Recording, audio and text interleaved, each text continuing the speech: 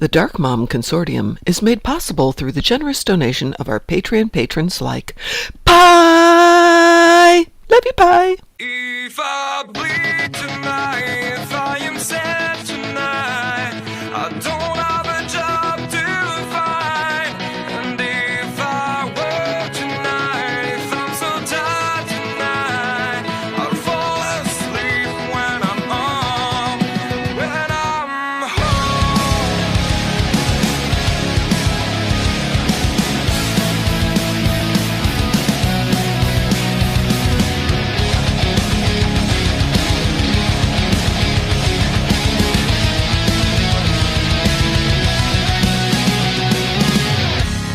I was just so far from here, focused on my own way, with never looking back to those who lived and... Welcome to Training Day Part 2, aka Noobs in Space. Here we are on our first assignment ship, the USSSS Macedonia. I found that out later in the mission. This is the Macedonia. I was going to say you should name a ship USSSS. Yes, I know. Do you remember what movie that's from? Hot Shots. And the name of the ship was the USSSS. But here we are on the Macedonia. If we did that, you'd have to be named Hopper Harley. Ooh, that would be so cool. But instead, we're named Shannon Etheria. And the first thing we're going to remind you of before we go any further is not to forget that you need to know where you are. A couple of ways to do that is by looking at the top of the screen where you see a little exclamation point. That tells you the direction of your next objective. Or you can look on the mini-map, or you can look on the directions on the tutorial. I have your record right here, sir. Welcome to the ship. Yes, this game is good about telling you where you have to go. Not necessarily finding it, but it gives you the direction of where you have to go. It does try. So here we are talking to Lieutenant Bricars. Possibly the angriest deck officer in existence. Yes, she does not look happy, does she? No, she really does not look happy. It's like, look at what Mr. Mott did to my hair. Now, as we were saying, you get all the little directions on the mini-map. But in addition, when you're given a dialog box like this, you'll see in green what your next action is. In this case, it's take the turbo lift to the bridge. So that gives us our little point where, well, we don't really get that fun ride in the turbo lift. It just kind of cuts. You go in, you go out. Yeah, cutscenes can work to your advantage, but not always. No. Now, you also notice over here to one side, there's a little red word up there, actually 2 words, says demo recording. We'll get back to this on a later episode, but I love demo recording. And we're coming over here to see Captain John Quincy Taggart. No, not John Quincy Taggart, no. No. Early in my Captain career, Mask Taggart. I served with a captain Yeah. who called his first officer that. So, I will tell you, secret people who As are my watching number this, one, this is actually I the expect you to third time ensure we've my orders are recorded carried this, out, and because I to advise recorded me on not the only best our course of dialogue, action but their in any dialogue last situation. time, which is a problem. But one thing Right. that came You up need to is get you'll out of the see dry that in dock, these get dialogue clearance boxes, for control, you are and close frequently the shuttle referred bay to doors, then disable the by tractor name moorings. on the screen, but when the person is talking, they'll refer to you as number 1, or captain, or admiral, or nothing, because there are so many different things you could be addressed as. In this case, we're using number 1. And we did have our lovely little bit of trivia from Darkthorn last time. Do you remember what you asked last time? Oh, yes. Mm-hmm. Who was the first person to have that number 1 title? That would be Majel Barrett, back on the original pilot.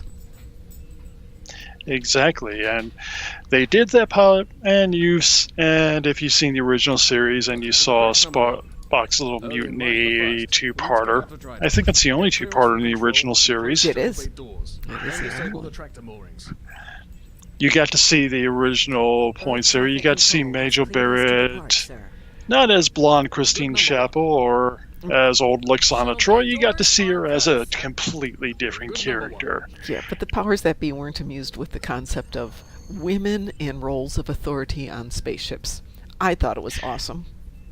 And you know the other real funny part? No, what was Just to say it, Season 2 of Discovery, we do have number 1 cast. Majel, and playing Majel Barrett's part is Rebecca Romaine. No Wow. kidding. Wow. No kidding. Wow. So, wow. So Oops, I'm sorry, I'm not playing my kitty. Take us out. 1/4 impulse. Back to Captain Taggart here. Again, he's giving us our little dialogue. And you've got some options as to what you can do. You can select either one of these. If you select the wrong answer, don't worry. It will guide you back to the right answer. But it's partially for you to develop character and semi a test of how good is your trivia knowledge. Actually, yeah, there is a part about trivia knowledge, and then there is a part on there which really is just remembering the order he told you to do things. Yes, absolutely. And this does come in a couple of episodes, couple of missions where you have to do things in the correct order. Just But they're checking to see usually you're up paying there attention, for you to number just one. follow. Potter, take us out. Maximum Exactly. thrusters. To sit, right-click on a chair you wish Yes, to you sit have a in. lot of emotes that you can use, which are to sit in chairs, to lie down, to do jumping jacks, and we'll get to that in another episode. But this one's giving you a shortcut. To sit down in a chair, you're going to go do a right click on the chair that you want to sit on. You can't sit on everything, but you can sit on chairs. So here we have a lovely long cutscene setting up our story to come. Yep. Dee, dee, dee, dee, dee, dee. Yeah, I'm feeling my little Star Trek music thing going here. By the way, music in Star Trek Online can be pretty darn good. Though, quite honestly, it can get really Repetitive. darn really quick. This is true. Course lead in, sir. Some I of mean, them. Engage. there's a really part of good. me that wants to go make my own soundtrack and play it in the game when I'm doing all my fighting. Hey, did you know that you can? I know that you can, I just never have. Okay, we're You coming will over. have to explore that one day. We will. I Another. am picking up a distress call from the SS Break-Even. Audio only. Let's hear it, Tavrel. This is the break even. Can you hear me? So our work order's failing? We could really use some help here. Let them know we're on our way. Potter, lay in a rendezvous course. Altering course, sir. ETA 3 minutes. Transporter room. Prepare to beam over survivors. Sir, Census can't read anything in the vicinity of the break-even. Communications are out as well. Keep trying to hail them, Tavrel.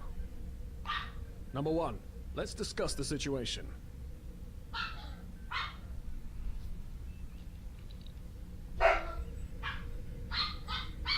You heard the distress call, number one?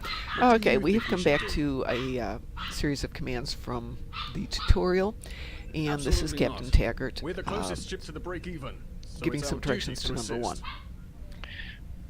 assist. So you'll Good. see some What do you pop-ups coming up advise? here. So here Now you've you got- have the choices. Right. You've got the options of what do you advise? I recommend we go to red alert, full power to weapons, and load full photon torpedoes. Or, AKA the Wharf response. yes, Worf. Or, shields up, sir, better safe than sorry. Kind of a middle of the road thing there. And the last one is, we need more information before we get in there. I recommend scanning for an hour to see exactly what the situation is. 1, grammatically incorrect, and 2, the fact that they put down a full-time scanning for 1 hour, I would say no. On an emergency signal, nonetheless, because this was an Yes. emergency, because this was a distress call. Yes. Plus, she's not using good grammar, so we know it can't be the third answer. So you have to choose between 1 and 2. I'm me, so I went with number 1. Let's see. You're what an the- you're an Andorian. You kind of go with the Wharf response. Got it. With no justification to go in. Captain, I recommend we kill it with fire. Pew, pew, pew, pew, pew, pew, pew. And whatever you choose, the captain's going to have a response for you. In this case, his response is, I think that's a little much, wouldn't you say? There's no justification in going in there guns blazing. Yes, there is. I agree. yes, there is. I am a very paranoid person. I believe we should go in guns blazing. You'll I Kill 'em believe all that and that let ship. God sort 'em out. I believe that unarmed freighter is a giant threat, and we need to kill it. There are 2 exclamation points. This means you have 2 options for getting out of this particular scene. The one is you can take the turbo lift towards the back or the turbo lift towards the front. And they're both marked on your mini map as well. And Little trivia point here. Mhm. We are on a ship that has 2 turbolifts, but no bathroom. Yeah, really. Can you imagine being assigned to the bridge for an 8-hour shift? No bathroom. Of course, I'm not sure if it'd be better to have the bathroom directly off the bridge either. I don't know what people do for digestion. I don't know, but we've seen ships that actually have replicators on the bridge, Yep. so Yep. apparently you can have food on the bridge, you just cannot get rid of the food. All right, so here's our cutscene setting up this scenario here. This is Cadet Rourke. I can't get a solid lock. There may be interference. This is Cadet Rourke, I think I have it. or something like that. R-R-A-A-K. Rourke. AKA, I should have stayed on Earth. I should have stayed on Earth. It's I'm Klingons! The Klingons. Yeah, very fun. There are Klingons on the starboard bow. Starboard bow, starboard bow.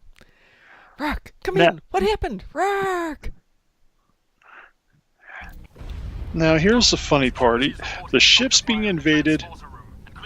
Our industrious captain, unlike every other captain in every Star Trek episode ever, who would be freaking breaking into the weapons locker to grab a rifle to go fight, no, he's going to order you to go kill everybody. More than that, he's on a ship filled with cadets, and he's ordering the cadets to go in and fight. I mean, I understand the military necessity of letting the cannon fodder go in there, but seriously, he's looking pretty darn calm, don't you think? Okay, so here we are in the turbo lift, and let me just recap the story for you really quick. We've received an emergency signal. I've come down the turbo lift to go help with the rescue efforts. The ship has not been fired on. Technically, I think it gets fired on when the Klingons actually start boarding, because... But the ship didn't do any shuttering and stuff, and yet, as you look out the turbo lift doors here, what do you see? We see the infamous sci-fi point of sparks everywhere. There's sparks everywhere. The ship hasn't been fired on. This means the ship needs repairs before it leaves space dock. To speak of, it needs repairs. What is going on here? Admittedly, it was meant to go out on Tuesday. Yeah, exactly. There are sparks every place. No wonder they threw the cadets on here. Anyone who can survive the initial... Okay, now it's starting to do the shaky thing. Yeah. In addition, she doesn't know where the armory is. She's waiting for these people to wave their hands at her. And then now she has the worst posture in opening a door ever. This is not me criticizing. This is just, I found it funny. Okay, but we still have our flashy light. She's going to put in the code here because I don't know why. She's the only one who can do it. We're going to go inside because we need to get another weapon. Yes, we have a weapon in our hand, but we're going to go get another weapon because bigger weapons are always better. Yes. Anytime it gives you the option to get a bigger, better toy, take it. Mm-hmm. Now, at this point, we need to equip our weapon. So there's a bunch of ways to do it. Now, here we're going to replace our current little hand phaser with the rifle, but you can actually run both, and if you hit the Z key when you're playing, you can actually switch between back and forth between them. You get to have two weapons. You can click on yours and pick something else out of the equipment inventory that comes up.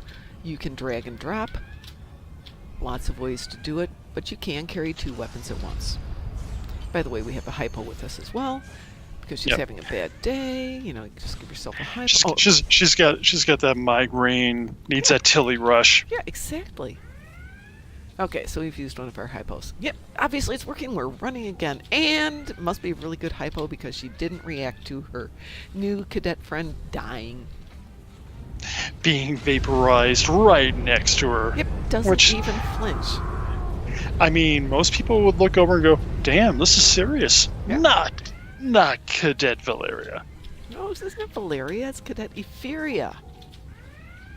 The side of the ship gets blown out. Even though the force field should go into place immediately, they didn't.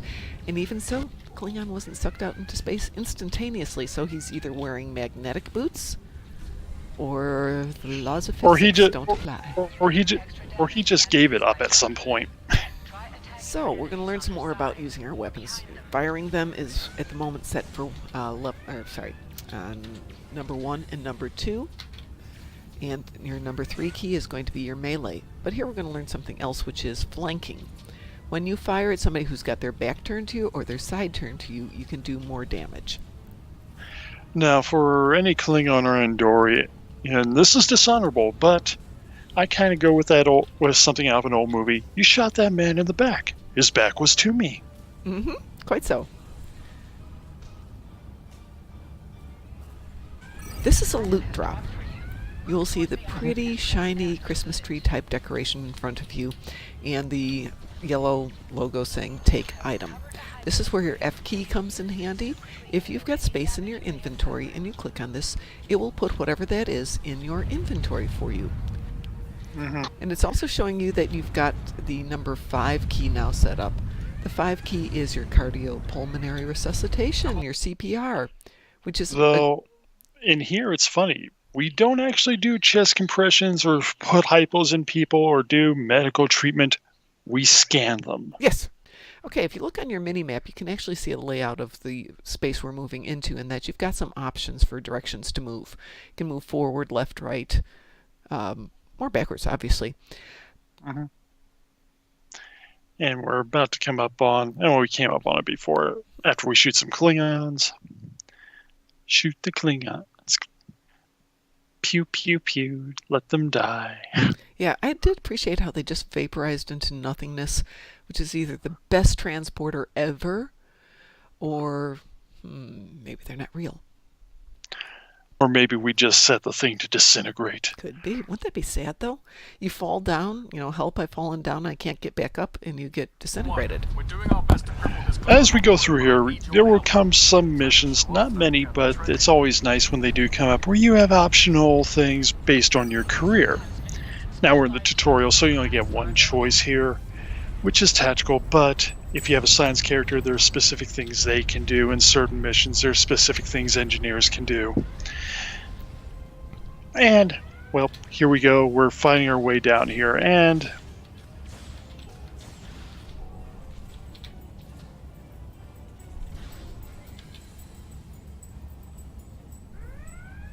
I want you to notice something. I mean, the rifle changed at one point, but you will notice here we're in the 25th century. We got a 24th century phase rifle expected. All these people have 10 years before the original series in Discovery Point. They have the Discovery. We're on a late 23rd century ship with early 23rd century weapons. We're flying a museum, folks. So the next part of our tutorial brings us up to learning a couple of advantages. One is to use your X key and your C key. Your C lets you crouch. You can see where our character is currently crouching. And the X lets you target.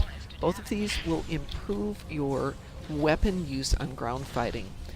If you're using a melee weapon, though, crouching is not... Don't crouch. Yeah, don't crouch. Crouching bad. Yeah, crouching bad. Yes. Crouching gets you hurt. Yes. Crouching make you go ouchie, and then you're going to sit and you're going to sick bay and go, "Doctor, I got a boo-boo."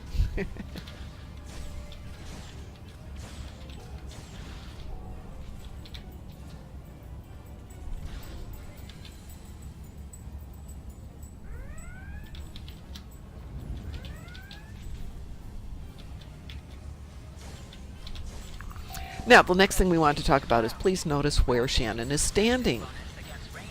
This is a personal preference. I've seen people who rush into that room and take everybody, do the whole John Woo thing, shooting everybody down. Yep.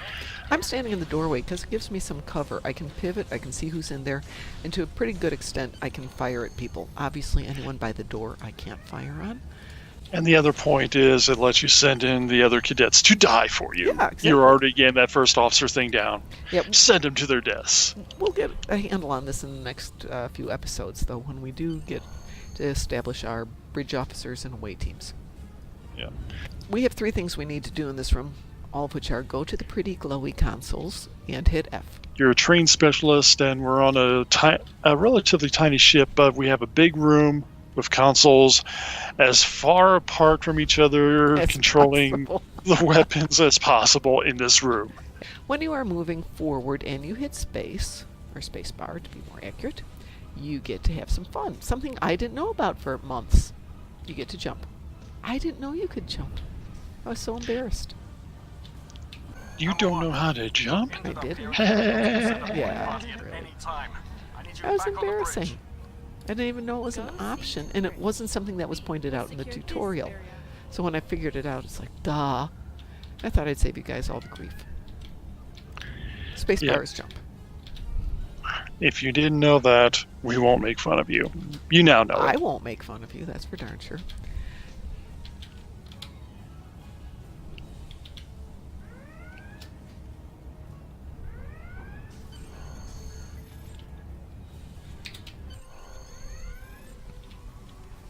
Gas is venting in the bridge. Klingons on the bridge.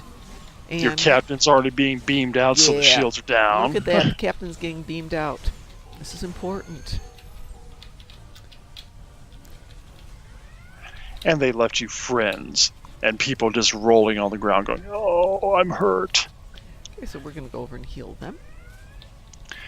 The funny part is, we are the only people we seem to be concerned about helping and healing are the ones who, if you saw our last video, were in the toast with us. Yep. Everybody else, I don't remember you. The Go rest die. of them. Go die. I don't remember you. Who? Who were you? Now we get to chat with our Klingon, who looks a heck of a lot like, what's his name? Chang. Thank you, Chang. Which is not a real Klingon name, I'm sorry. True, but he was a damn good Klingon. He was. Oh, he was great. Yes, he was. So now we have another cutscene setting it up. Now, let's remember, when was the captain kidnapped? 5 seconds ago? Right?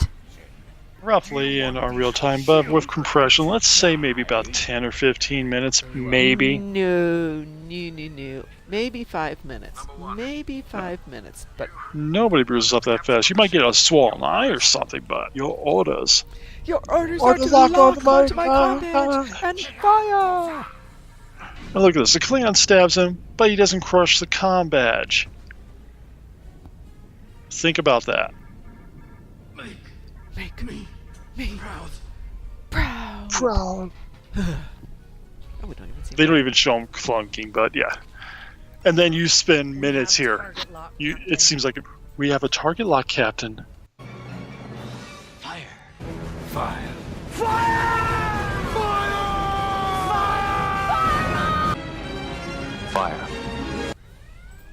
Fire. I mean, there's dramatic pause, and then there's just pause. that was just pause. And then we have a torpedo that supposedly is locked on the comm badge and is turning. Yeah. Go there. Yeah. Because we're just ripping off the scene from Star Trek 6. Yeah, another throwback to Star Trek 6. As we have our mutton shot bald Klingon Chang wannabe going, Gah! Engage the cloak, begin repairs! We've lost their signal. What now? What now, indeed? Well, considering you just blasted the ship with a photon torpedo, I'd be looking there's got to be a damage trail. indeed. But we won't know because our tutorial for this mission is ended. And with Yes, that, it has. we still have one more thing to do, though. I'll point out here, see the check mark over her?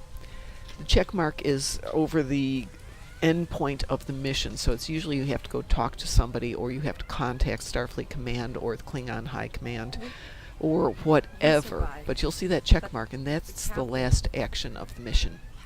In this case, we have to go talk to her. And until we do that, we're in this mission. We are stuck on this damaged bridge. Yes, and we can't go on to the next thing. We survived, but the captain... You realize she reacts more than you do. Probably because she's the one who actually had to fire the torpedo. This is true. We just gave the order. We just told our what was apparently, if you remember our last episode, our best friend in the Academy, kill the captain. So you now need to go take your seat in the captain's chair. Mm-hmm. Next time, we will come back to the third part of our training tutorials, though it's actually our first real mission. And we will get to do some pew pew pew pew pew pew pew in space. Pew pew pew. Always fun. So on behalf of the Dark Mom Consortium, I'm Mom. I'm Darkthorn. Have a good day. Enjoy your game. And we'll see you next time. Exactly. If I bleed tonight, if I'm sad tonight,